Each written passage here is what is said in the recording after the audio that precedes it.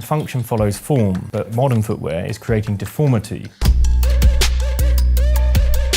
December, I just said, I know what I'm going to do. I'm going to run from Land's End on a great spot. I'm going to do it barefoot. It delivered 100%, the whole experience.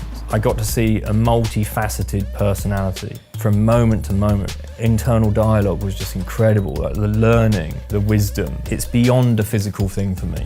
I just felt like a different being. Firstly, it was to explore physicality, and then the more I could connect to nature, the more I started to feel like I was unraveling this innate system. It got to the point where I could literally run over anything. We live in linear boxes, so every experience is the same. So there's no new sensorial experience within that. Therefore, we're not neurologically rewiring or wiring the brain. We're becoming even more sensory deprived. Sensory deprivation can lead to neurological disease, which might be dementia, it might be anything that can come through that, because you're not in a state of taking on new sensory information.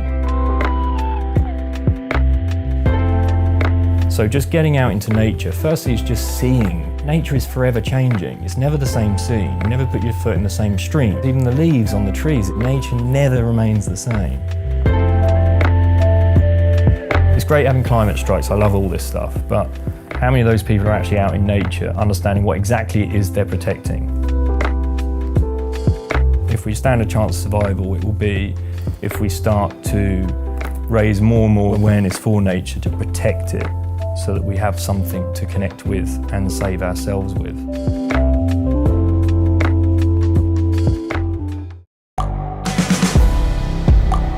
The world is changing. Inspiration is everywhere.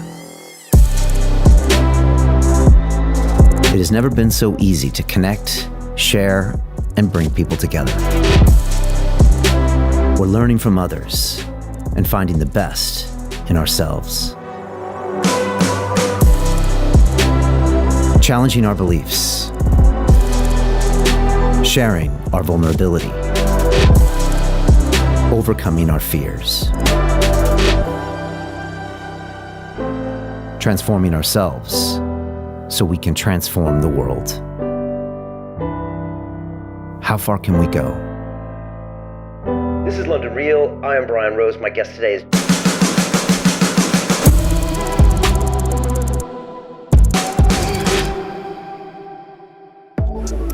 Tony Riddle is an expert in natural human movement. He thinks we need to connect back to nature the way we originally did as humans. And that's why he's just finished an incredible barefoot run the entire length of the United Kingdom, almost 900 miles. He did it barefoot, and he came back to talk about why he thinks this is so important. And Tony believes that you really need to get back and connect with nature and feel it, and he thinks it's the disconnection that we had that causes all of the problems that we have. So he's taken it back to an extreme. His house doesn't have furniture, his kids don't wear diapers, and he's really trying to find out how humans were originally supposed to interact with nature. And we also went on to talk about various psychedelic experiences. I know you're going to find Tony to be a very fascinating guy, so enjoy the episode.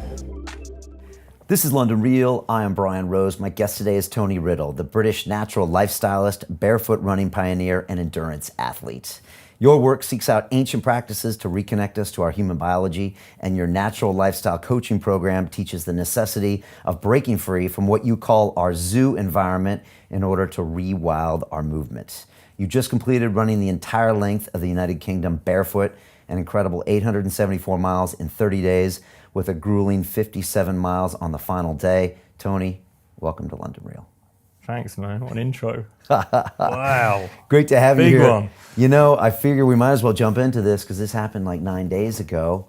Still raw. Yeah, you're still raw, barefoot. Maybe before we get into the details, why do this in the first place? And when did this idea come to you?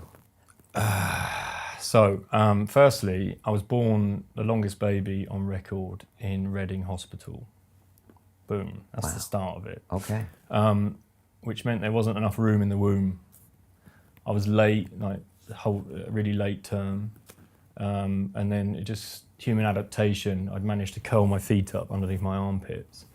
And they'd taken on a deformity in that space of time. So I was compromised at that stage, being born. So I had to have plaster cast boots for the first 12 weeks. They'd have to be changed every week. Wow. Through that process, because of course, growing, it would have cut off circulation. So there was that.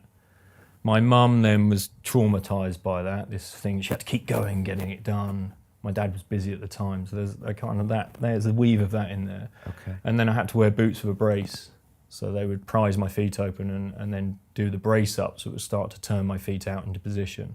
Wow. That's in the trauma of the event, I believe. It's kind of steered me where I've been coaching, I guess, and part of the lifestyle of being barefoot. I think trauma kind of guides us along a certain path, where he takes us by the hand. Wear those boots and that whole contraption as a kid? I don't think it's long. It's really just until, I guess, I was up to the stage where I was standing, I guess, and then it was just in the growth stage of it. So it's not like I had to have a frame or anything. It was just really early stages. Wow. But so your whole relationship with standing and being on your feet started with a bunch of artificial devices. It's like the real Forrest Gump, right? But my mum would say I had just such strong legs. She said it was just ridiculous. I was lying on my front. I was doing like hamstring curls with this brace, you know. Wow. And she said you were incredibly strong. So I think that's in the real seed or the acorn of the event.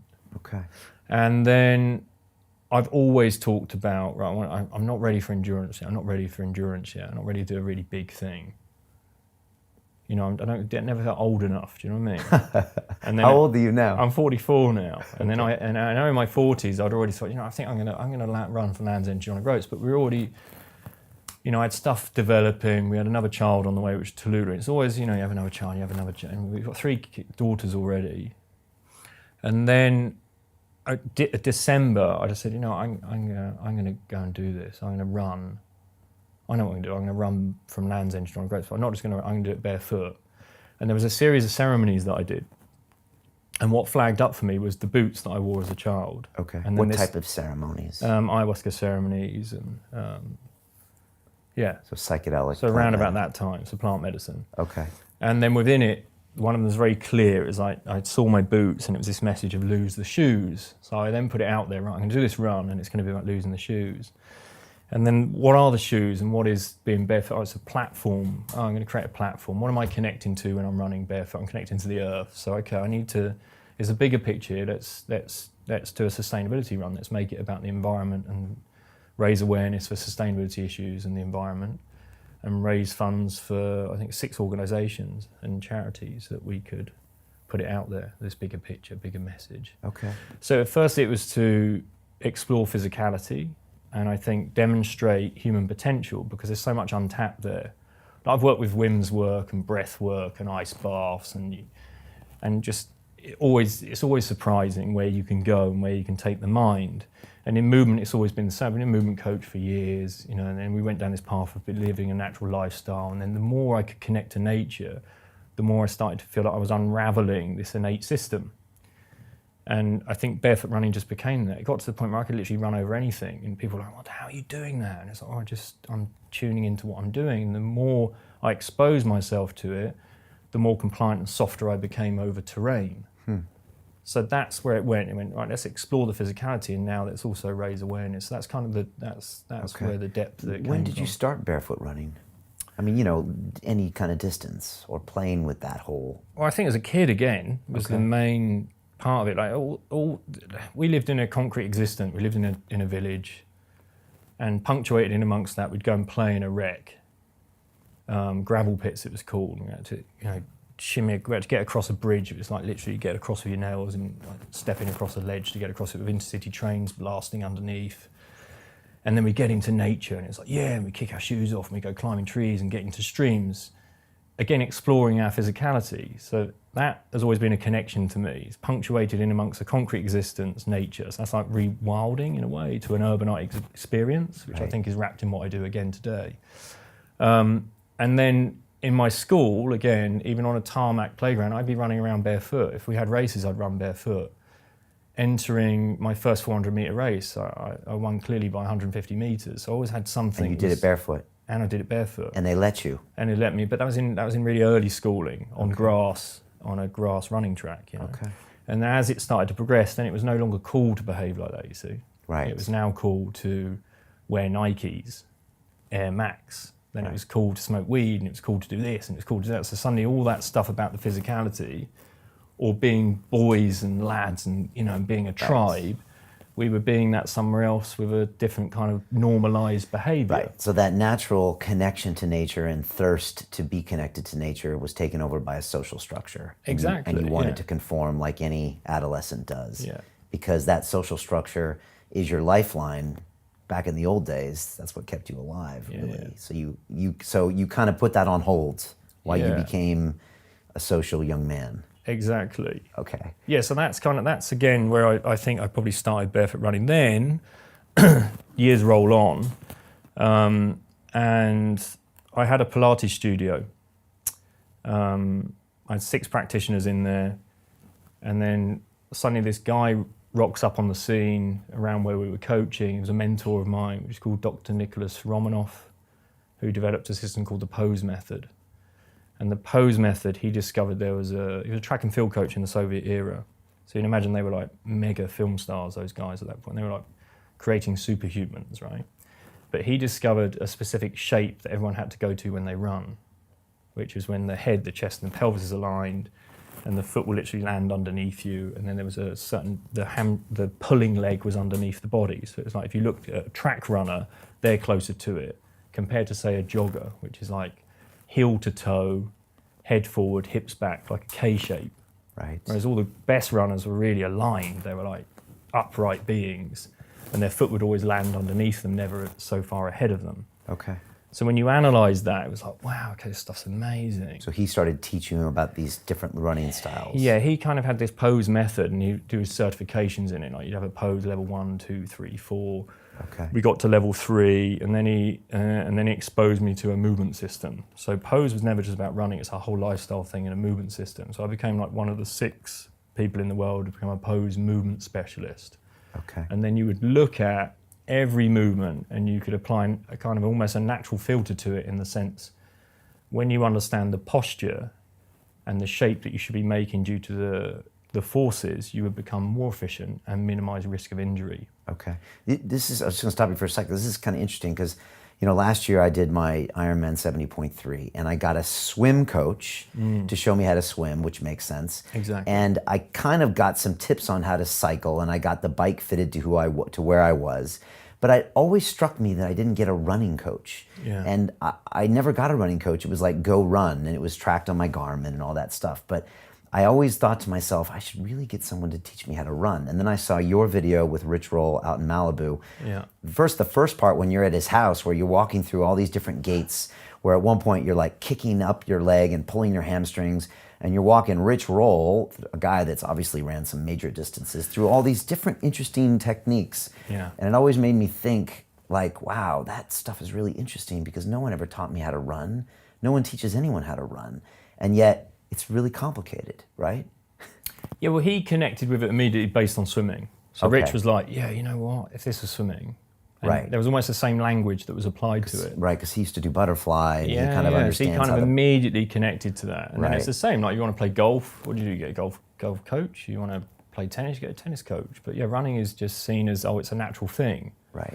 But it is a natural thing to natural beings. So if you grow up in a tribe of influence, I call them a tribe of influence. So the tribe is who you observe the behaviors that become your behaviors. That's the normalized stuff. Like me in my childhood, going to nature, and then suddenly what was normalized later was smoking weed and wearing Nikes, right? Whereas the tribe of influence that you grow up in, if they're all natural born runners, born to run, like the Tarahumara or the Hadza, persistent hunters, they all run the same. And the characteristics are, they have amazing posture and physiology. They have a pulling cycle, and they spend minimal time on the ground, which makes them more efficient, minimizes the risk of injury because they're not exposed to forces for so long. But it also means the muscles and the tendons understand their role within that biomechanical system.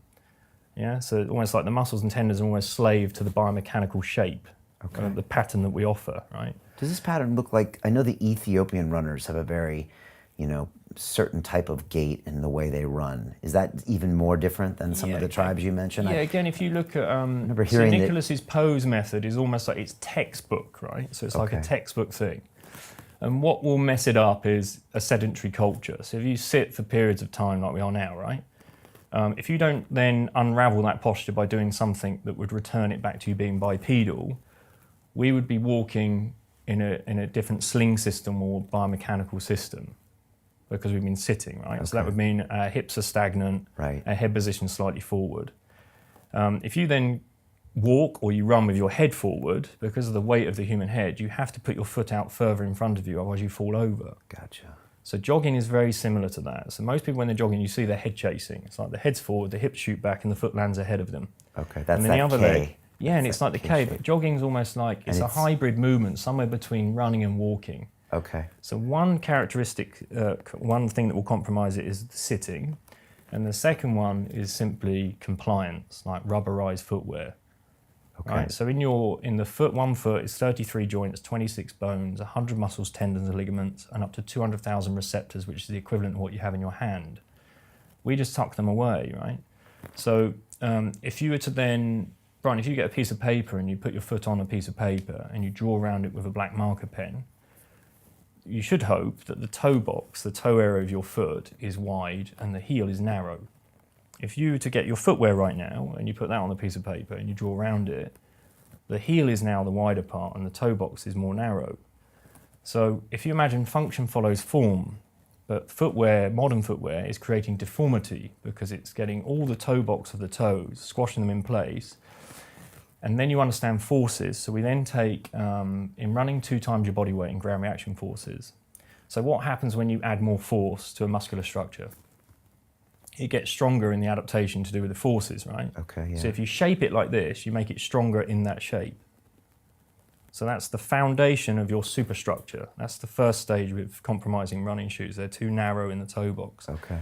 The second stage is the rubber itself dumbs down the transient impact or the signal that your movement brain should get to tell you which shape you need to make due to the forces, which Gotcha. is kinematics in a way. Kinetics is the forces, kinematics the shapes that you make due to those forces. Okay, all right. So that then will enable you to land on areas of your feet you're simply not designed to load. Okay. And in running really is the heel. The heel is for walking. You have 3 rocking actions in your ankle. You have a heel rocker, you have an ankle rocker, and then you have a forefoot rocker. It's like 1, 2, 3. When we run, we should be using 2 actions, which is an ankle rocker and a forefoot. So you land flat-footed and then go onto the forefoot. Okay. And when you sprint, it's more forefoot. So it's like, and it just so happens that there's ground reaction force that's involved with running. There's like 1 times your body weight when you walk, 2 times your body weight when you run, and 3 times your body weight when you sprint. Okay. And there's like 3 rocking actions. It's like, And why shouldn't you hit your heel when you run? because you're just simply not designed to take forces there. It's a rocking action that's available for walking. Okay. And incidentally, it just means that then you'll spend longer time on the ground. So the ankle joint isn't designed to take force in that shape, and you redirect forces elsewhere. So I'd say the injury that's available from that is the knee. So the knee's the joint that will take the forces. So if the ankle can't offer its role of absorption, which is kind of the Achilles tendon and the plantar surface of your foot, if that's wiped out by heel striking, you have to redirect that force somewhere else. So 50% comes from the knee, 50% comes from the lower extremity. If I can't offer that from the appropriate angle dorsiflexion that's available at that moment in loading, it will go into the knee. So yeah, major knee injuries are caused through running. Right? And if you have jogging, okay. And if you do run in a K shape, I'm guessing that shape by definition has inefficiencies as well. Well, yeah. So if my head's forward and my hips back, we've identified that the foot has to land ahead because otherwise you'll fall over. Right. So if I'm in a complete straight line like that, it means that it's the difference between my foot landing here and my foot landing here, right? So the time that I spend on the ground there is the inefficiency from going from the heel rocker to get to a flat-footed position, then coming off, when I could just be going flat and off, flat and off. So I'm literally just an object that's falling, and then I'm just changing support underneath it. The closest example would be like a unicycle. Imagine you've got 1 foot at the top, 1 foot at the bottom, and you just got to go on top and you just keep going in that direction. Right. So all you're doing is this with your feet. You just keep pulling your feet and you just keep falling. It's the most efficient thing there is. Okay. And that's what was enabling me to go and do 30 miles a day. I'd just be upright and just keep putting my feet underneath me. Okay, which made it much more efficient. Yeah, you're much more efficient, and again, because you're aligned with nature, so you align yourself with the correct shape, which helps you deal with the forces, which then helps you deal with the right muscle and tendon actions. Okay. So it has to be more efficient. But the other thing was breathing. So I'd work a lot with breath work. So I'd started taping up my mouth and just nasal breathing, and which meant to start with in training, I'd go from like 8-minute miles, and then I started taping, and that went to 10-minute miles. Right. And then over time, the aerobic threshold changed again. Yeah. And that started to creep in. So I got back down to 8-minute miles by nasal breathing. Okay. And I just stretched that aerobic threshold. I was told that nasal breathing was kind of an old way to train different cardio zones before you had like a Garmin. Because you know if you're nasal breathing, your heart rate has to be in a certain range. Exactly. Is that kind of what it was originally used for? Yeah, because otherwise if you start pushing your anaerobic and you know you start mouth breathing, then you're using other stores again. So if I want to remain aerobic, my primary source being oxygen, I just nasal breathe and just keep it there. And taping it stops you from going beyond that. Yeah, and for anyone training endurance, they try to really push you in the aerobic zone and build that up. That's what I was told to do for the Ironman. Yeah, so like Lydiard's work, Arthur Lydiard was a great, lauded as one of the great track and field coaches in New Zealand coach. And so he was taking, just in the 50s and 60s, he was taking average track guys and turning them into Olympians, like Peter Schnell and people like that. Okay. And it was all aerobic running, so it's like volume, but he had other programs in there about out and back, so it's about intensity. But he would have people doing like what Mo Farah does, he'd do like 100 miles a week, but all aerobic, right? Right. And you're stretching the aerobic zone, and that's where the term jogging came from. So he coined the phrase jogging. Okay. But it wasn't jogging as we know, changing the shape.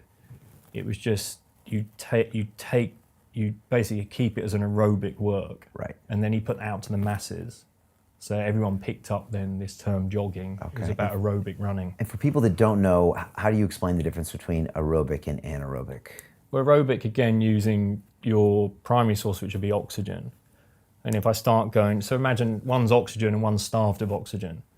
So this is, I'm efficient, I use oxygen. The other one, I've now stopped using oxygen, I'm going to start using other systems. So I have to start using other fuel, which is great short term. So say at the end of my runs, if I wanted to finish, then that's okay. I'll just burn off my stores and I'll do a sprint finish.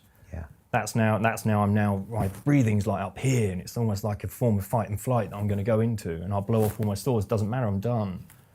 But if you start blowing off stores too early, then you're in trouble, aren't you? That's almost like you hit the wall within your training. So things like sprinting, fighting, these are all anaerobic exercises. Yeah. Whereas these endurance sports should be more aerobic if you want to have any chance of competing. And I think in Rich's book, Finding Ultra, he said that in the very beginning, he struggled to train his aerobic. He would go out there and like try to run and try to go up a mountain, and he would get into anaerobic, and he had to really like slow himself down and pace it to build the aerobic zone, as opposed to not just go into the anaerobic. And exactly, and that's the endurance. Okay. It's being able to stretch that, and then you can be out there for longer. Why don't top track athletes take their shoes off? Why doesn't Usain Bolt take his shoes off? Well, track shoes are different anyway. Track shoes are pretty minimal. They're like, there's nothing to them and spikes. Right. What I'd like to see is the shape of them change, right? Okay, well, there's the heel change. Not the heel, just the shape of the toe box, because they're still quite narrow. Why are our toes, is it just an aesthetic thing? It's aesthetics, So it's just a meme. Somebody built a shoe that way and we kept it over actually, time. I think, because I work with Barefoot, which is like a shoe brand, that they're about creating foot-shaped shoes. So we have a foot-shaped foot. Unfortunately, shoes over time create a shoe-shaped foot. That makes sense, yeah. And, so you're born with a foot-shaped foot and then you become a shoe-shaped exactly. And foot. what's really interesting, when you look at, there's a shop in Hampstead, they sell kids' shoes right around the corner from the tube station, between that and Artichoke. Has kiddie shoes in the window. Okay. Have a look at the young kids' shoes, the really young kids, like the toddlers, they're wide.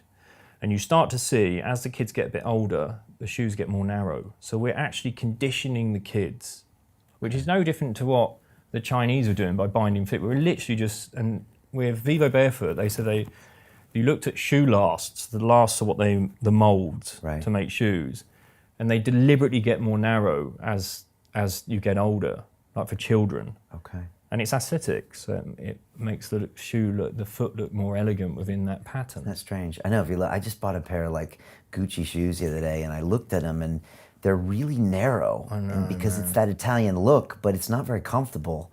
Again, it's well, just, if you want to create a superstructure, what do you have to do? You have to look at the foundations, and you're an active guy, right? So we need to say, well, it's not about what I run in. So a lot of the time I say to people, look, it's not about, for me, it was never about running in Vivo barefoot or barefoot shoes. It's about living in them, because 80% of my day will be in footwear. So it's what I do throughout the day. I can't just imagine hunter-gatherers or the Tarahumara, they're like wearing compromising Gucci's throughout the day. And then they go, right, we're going to go barefoot running in persistent hunting now. Let's take them off, let's go barefoot running and expect a natural outcome. yeah. So it's throughout the day. It's that everyday habits within habitats that will either be nourishing and enable you to thrive or more compromising. That's the way I look at it now, Okay. And the extreme example of that is women's high heels, where it's even Exactly. more restrictive. Calf muscles aren't working. I mean, Absolutely. I mean, my missus, she'll want to wear her heels for about 20 minutes. It's over. It's crazy though, isn't it? Yeah. But again, that's what's normalized. Yeah, that's right? what's normal. So for people listening to us, I mean, a lot of people listening probably enjoy a run every now and then. Yeah.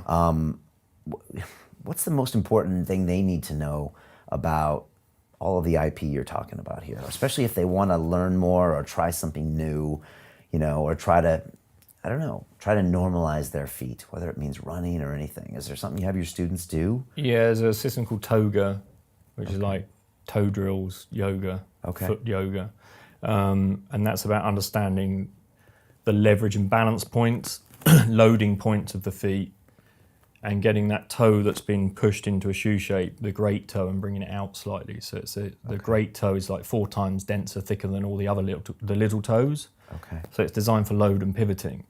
So we need to get it out slightly in line for where it should be. And if you look at a natural foot or a wild foot, or my feet, for instance, that big toe is in one straight line. It doesn't have it doesn't deviate.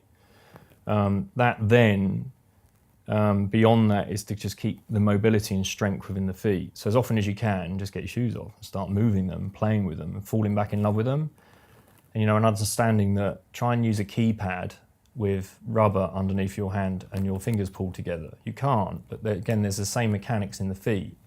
So it's understanding that, if we start to mobilize them, rewild them in that sense. There's tutorials I have that we can put some links in for stuff like that. Yeah.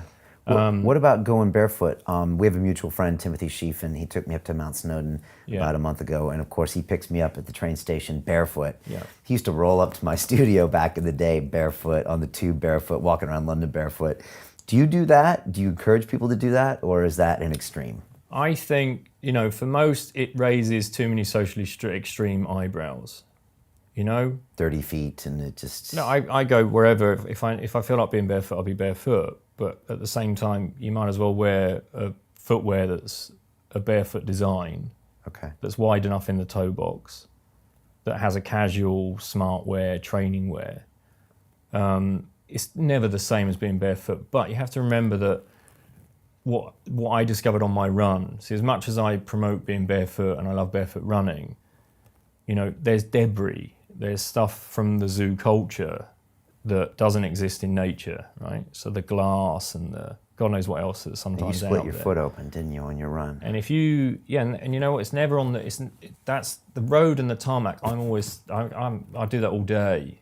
It's just that stuff gets pushed into the grass verge. You go into the grass verge, you don't know what's lurking in there. Do you know what I mean? So that's where it's dangerous. That's what can be dangerous. But there's certain things that are said for being barefoot. Grounding, you've got microbiome. There's a sensory system there. There's a microbiotic system there, and there's a grounding element to it. There's so much more available from it. I think get out in nature. Like if you're on the heath, why wear shoes? Yeah. There's no debris around that place. That's like around the bins maybe. Yeah. But then you're exposing yourself to something that's much deeper, which is, again, microbiome. There's the grounding experience of it.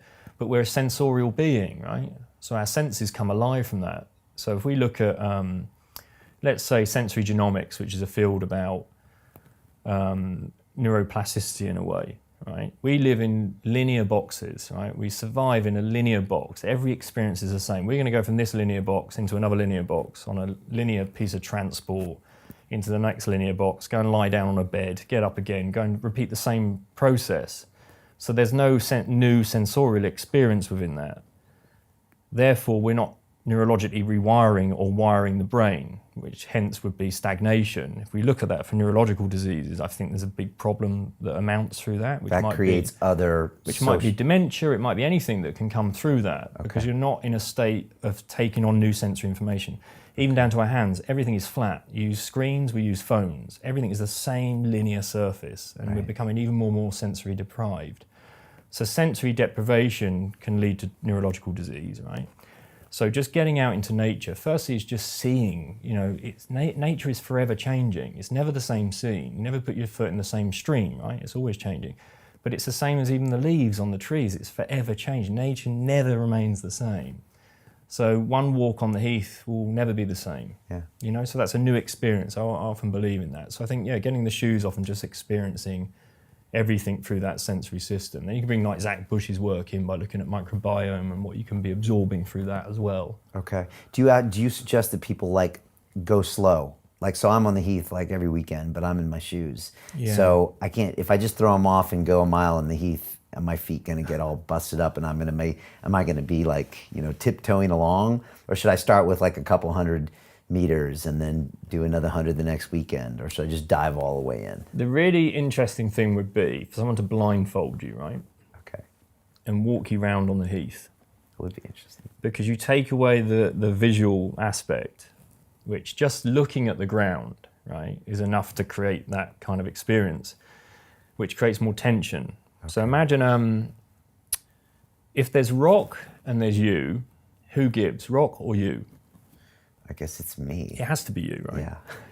But the visual stimulation of that rock, if there's spikes or something on it, will create more tension. So instead of you giving, you start to become hard on hard. Therefore, it hurts more, right? On top of that, the average foot, because it's been contained within a shoe shape or has rubber underneath it, because of the rubber, you actually become the stiff component. So if you were to wear a conventional running shoe that's soft, and you went for a walk on hard surface, the hard surface is hard, the rubber gives, and you become stiff above it. There's the compliance and stiffness within it.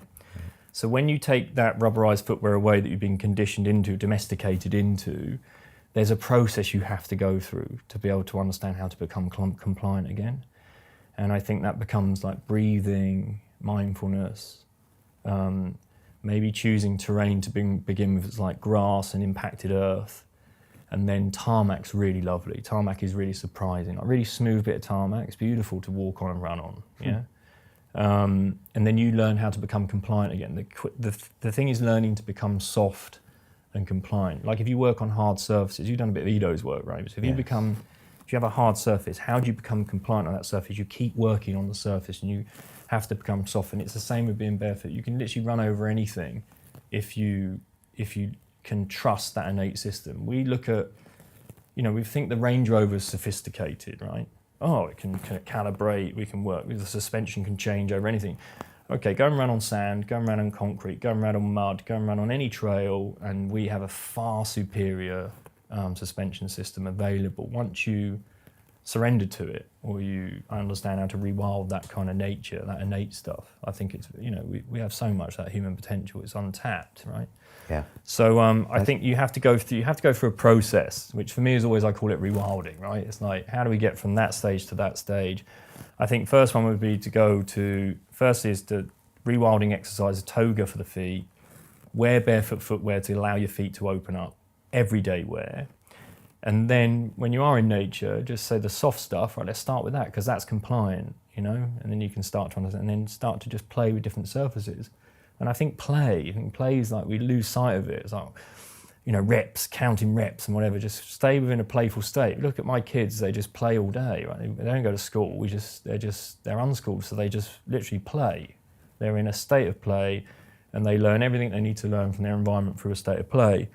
So I think it's keeping it in that playful state will help as well. I look at running as not even a physical experience. It's way beyond that. It's like a spiritual social, playful.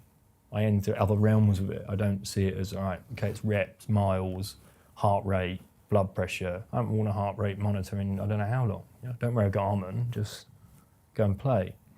That's an interesting way of looking at it. And again, you did a great video with Rich Roll where you were out on the trails, and I think Rich looked at your feet afterwards and he's expecting to see these big calloused, like bare feet, and they're not. They're actually quite these soft. Because they've had to soften. Right. You know, it's counterintuitive. It's complete, yeah. So, you know, you become desensitized by wearing footwear. It's the opposite, isn't it, to what we think. You create more sensitivity, which then you learn the skills to deal with the terrain through the senses. And so even now, like my feet have developed through that run, there's like pads. They become like jelly. And there was a moment when between the big toe and the second toe started to wear a bit thin. And then you see a bit of the blood vessels, and it wasn't looking great. But again, the adaptation again, it's like a whole new pad, and it's soft again, and the feet just heal very quickly. You know, but it has to be again. I think it's exposure. You have to expose them, right? Okay. And so, just to talk about this run, you had never really done anything like this endurance-wise before? Well, I was in the military, so we did a fair bit, but not to this degree. No, Okay. this was kind of like, right, this is what I'm doing. So it's all mind for me. It was like, I had to commit to doing it. Ross would have said, you know, right, like Ross said, you know, naive enough to start, stubborn enough to finish, right? Right, this is Ross Edgley who swam around the UK. So people would say to me, you know, how do you think it's going to be? You're not worried about anything? No, I'm not worried. You know, It's a marathon a day for 30 days. More than a marathon, right? So I've been working on my physiology, my technique's down, I've got really strong form. I'm not concerned about the physicality, I'm more concerned about the itinerary, the logistics of it, right? Okay. You know, being where we needed to be, accommodation, my wife and kids are traveling with me. Katerina's like 8 months pregnant. It was like, oh my God, we've got to get all this right. But were you running a lot before you did this? Or were you I trained a fair bit for it because and the seed kind of was planted in December. So come already January, I was just going out. I'd start from our house to Regent's Park running track was 2.5 miles. 10 laps to Regent's Park, it's a small track, that's 2.5 miles. A lap of the outer circle, Regent's Park, is 2.5 miles. And I'd run home 2.5 miles. So I'd do that barefoot, right? So that was like 10 milers. So I was doing 10 milers and I'd get to 100 miles a week. So I was putting in 100 miles a week, going on half a Lydiard stuff. Then I'd do out and back. So I'd go out and I'd get back in a certain time, try and get back in the same time. Okay. And then it became, right, I do 10 miles, I'll pause, I do 10 miles. So I trained everything into 10-mile segments. And that's how I set up the run. I basically just said, right, I'm just basically going to run 10 milers. I'll do 10 miles, I'll pause, a little bit of fuel, go and do 10 miles. A little bit of fuel, go and do 10 miles. But I also, because I wanted to make this run about sustainability in the environment, I then set up interviews with sustainability experts, right? Podcasts. So I thought I'll start a podcast. This is the platform to do it. Not really appreciating the level of what you have to do to hold space for an interview, right? To be present in that moment after doing 20 miles. It was mainly 20 miles. And some of the days I had to run 20 miles flat rather than my 10 milers to get to a point to be able to sit down and get the mics out. Okay. So there was, you know, there was a fair bit going on. So were you trying to podcast every day or every few days? No, we lined it up so there were certain, if some of them didn't work out, there was a few that just didn't work. It just wasn't happening timing-wise. But we recorded a fair bit of content there. Okay. And then James, who was supporting me, was basically recording the content, and then he put it out. So it was... Okay. What was the biggest realization or observation from doing this? Was it tougher than you thought it was? More doable? You know, where were you at 10 days? Where were you at 20 days? And where were you at 30 days? So there were moments in it. There was day 4 was an interesting one. I was expecting it to happen, but maybe not so soon. Was the moment, the realization when you wake up and go, oh, that's what we're doing today. Like, everything was just perfect. It was like there was nothing to it. It was like, oh my God, this is great. And I felt like I'd become the process. So I have this saying, which is trust the process, respect the process, be patient whilst in the process. And when you finally figure out that it's all process, just be, right? That's all we need to do, right? Yeah. And it all came together. So what I did I then grabbed my phone and I shoved that out into the world on Instagram stories, right? So what did I do? I stopped being the process, right? Okay. And I'd immediately gone from being in divinity of like, I'm the process, actually feeling it and just going, right, I'm now become the run, to dictator, right? That was the moment for me. It's like, yeah, look at me, everyone. I've suddenly become the process. Right. And there's only one way to go from that, and that's the victim. So a thorn entered my heel, like within minutes of that exposure. And it went right in the medial part of my heel, which then it was so painful.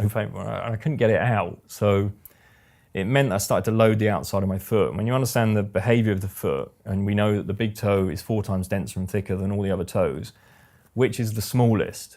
The little toe. And I'm loading the outside of my foot. So 120 miles later, my foot starts to balloon on my left side. It starts to look quite inflamed.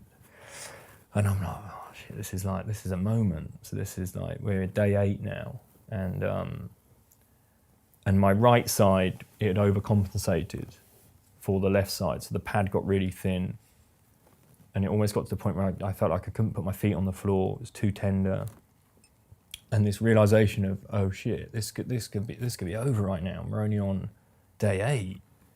Never planned it. There's no way I thought this would happen, because my physicality was strong, my technique was down. I'd just become the process, right? All this stuff was lined up. And what's going through your mind? I mean, adversity. It was like the true level of adversity. Everything, my whole philosophy and everything I talked about was now on the line. Right? So is the ego in play here? The ego's in play the moment I've gone from being in divinity, being the process, to being the dictator. But is the ego in play a little bit when you say, I'm going to go do this in 30 days? I mean, at some point you have to now do what you say, and people are going to potentially judge you and all your work on that. Yeah. So that's also being a little out of the process. Well, it is a little bit out of the process, but there was an honest belief system within it. Do you know what I mean? It was a belief of... But it does raise the stakes. I can do this. There's a belief that I had so much... I would have put, I put money on it. There's so much within me that said, right, okay, I am this process. This is what I'm going to be doing. And I just never in my wildest dreams thought that in all the barefoot running I've done, I've never had like a thorn like that in my heel. It was just that,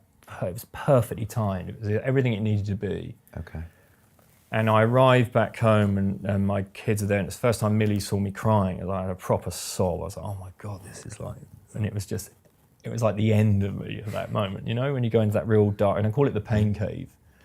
And I went into the pain cave, and I always say like, there's a grizzly bear at the back of the pain cave, and the grizzly bear's really wise, and you sit down with them and you get the most profound lessons in adversity. People are so fearful of it, but it's the place to go, because you learn so much about yourself.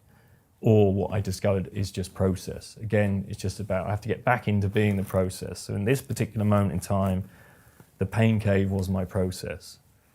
And then my daughter Lola got me out of it, and she said, you're not going to quit, are you, Papa? And it was enough to go, okay. Well, she came in the cave and she just took my hand, she pulled me out. Did the grizzly bear say anything to you? I was just cool with that. It just brought me out into the light, Okay. The dialogue I had with the grizzly bear was, the grizzly bear said, you're far more powerful than I am. You have a choice. You can go in and out the cave. I'm stuck back here, So it's basically, we have all the tools we need. So I then went into the stuff I know, which is the breath work, the meditation, and was to get my mind into the process of what was healing, rather than, oh no, what if I can't do this? Okay. So it's a change. It was just the flipping of the switch. Okay. Of understanding what it is I needed to do. So that was all in the first week. All right. Okay. Yeah. So you pushed through that and got back to a normal gait? Yeah, I did. We took, I think, 2 days out for that. Okay. And then I had to make up the mileage. So we then started to do extra mileage each day. So I then went back on, it's back out on the road after that. Second week again, I started to feel amazing. What I started to see was the process and the path. And I understood procrastination and time. So we would get up in the morning, and we were always living in a location for 4 days. So my Katerina and the girls wouldn't have to keep moving every single day, we would be 60 miles each side of a location. But because of this 2-day blip, it meant that we had to really work to get back to start to build the mileage in again to get closer to what was the accommodation. And we'd leave super early. But some mornings like 5:30 in the morning, we get to the start point and I would start procrastinating. I'd be sitting there, I'm like, I'm going to have a tea, any food, have a bit of food. And James is looking at the watch and he's getting frustrated. And he's like, come on, Tony, we left this side. I said, look, I'll go when I'm ready, man. I'll go when I'm ready. And then I'd get my feet out and I'd put them out and then I'd stand up. And this one particular day, it all came together. I walked across the road and there was a farm across the road. James had driven off. I'd spent probably an hour going through this, what I thought was just procrastination.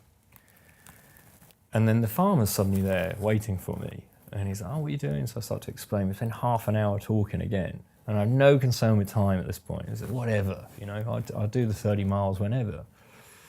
And he said, where are you heading? And I said, oh, here's my coordinates, here's the next 10 miles. I don't really know, to be honest with you, I just get sent these 10-mile coordinates and that's where I know I'm running to each stage. Oh, there's an amazing Tibetan monastery up the road here. Have a look at it, it's 9 miles up. Now, had I not procrastinated, that farmer would not be there. I wouldn't have gone to the Tibetan monastery. And then day by day, I was seeing things like that because, again, I started to go into what was the process of the event rather than domesticating myself into time, right? I need to be here at this particular time, I need to leave at this time. And the more and more I let go of that and surrendered to the process, the more and more things I got to see, the more and more people that were available, and the more and more people were available when I needed them to be there. And the conversations were available when they needed to be there. To continue watching the rest of the episode for free, visit our website londonreal.tv or click the link in the description below.